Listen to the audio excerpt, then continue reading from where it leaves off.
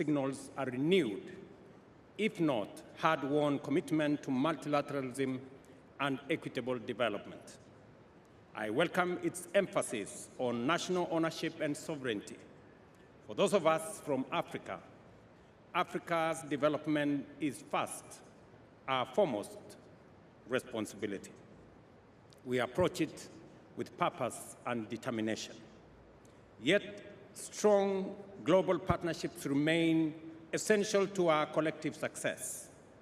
Calls for greater flexibility in ODA are steps in the right direction. I am encouraged by the recognition of trade and industrialization as drivers of structural transformation. No country has achieved lasting prosperity without manufacturing and export diversification. Africa is ready, poised, and prepared to become the next frontier of global production and innovation. I also welcome the focus on debt, liquidity, and the cost of capital. There is now consensus on the need for a development-oriented sovereign debt architecture, where public debt is an instrument for development, not a trap for distress.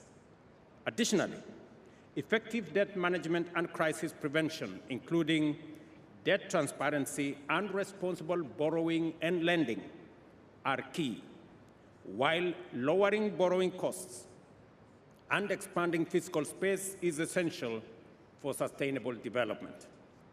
It is imperative to have debt sustainability and credit assessments that are accurate, objective, and long-term oriented.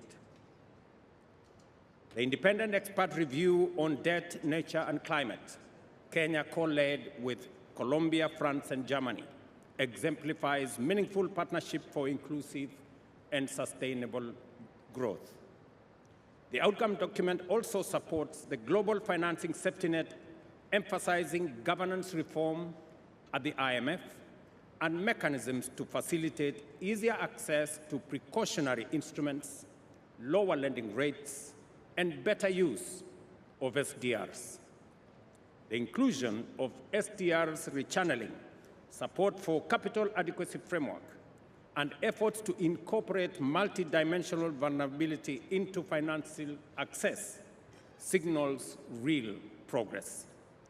What was once radical is now becoming mainstream.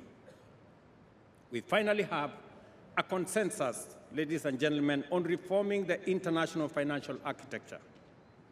This outcome document now calls for strengthening global economic governance by enhancing the voice and representation of developing countries in international financial institutions.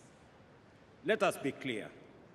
Without affordable capital and open markets, progress will stall. High debt premiums cannot be fixed by technical adjustments alone. Credit rating agencies also need to change their understanding of African economies. The Africa Credit Rating Agency is a crucial step in gaining a better understanding of Africa. Africa's role is critical to the global climate agenda, but we cannot deliver if our goods, services, and carbon credits are excluded from the global markets or if entire value chains are blocked. We must design trade rules and pricing systems that reward green production and accelerate decarbonization. Africa must be part of that solution, transforming green premiums into green discounts. While I respect the document structure from domestic to global resources, let us not confuse form with priority. Public international finance remains indispensable. Africa is not asking for favors. We are asking for fairness, partnership, and investment. I urge the United States of America to reconsider its position and call on other member states with reservations on parts of this consensus to fully support the outcome document. The world's and Africa's futures are inseparable.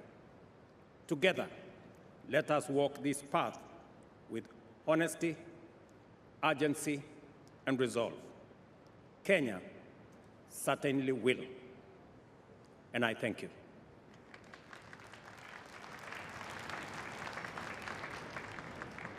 Doy las gracias al señor jefe de Estado y jefe de Gobierno de la República de Kenia.